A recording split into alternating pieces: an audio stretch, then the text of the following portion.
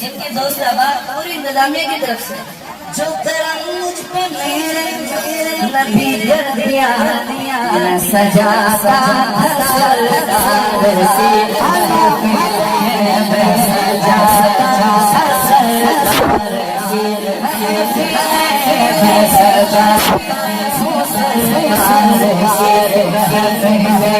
मुझको हर हम से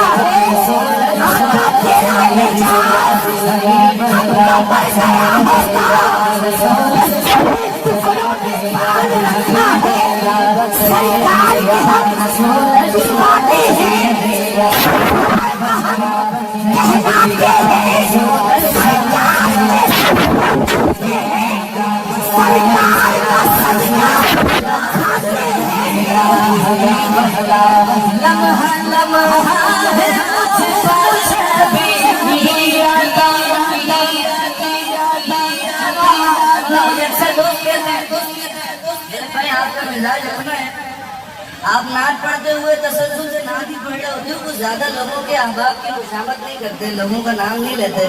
तो मैं कहता हूँ वो टाइम भी मैं हुजूर के जिक्र में ही गुजारना चाहता हूँ। दुनिया कब की सीखी हुई है? दुनिया पहले कभी की सीखी हुई है जो हमारी होगी, तो उनका जिक्र करें ना, जो जिन्होंने हमें वैसे भी याद रखा और दुनिया पैदा हुए हुजूर तब भी हमें याद रखा, पर्दा किया तब भी याद रखा, अभी भी हमें आखिरत में भी हुजूर से उम्मीद है। उम्मीद तो हुजूर से होनी चाहिए ना।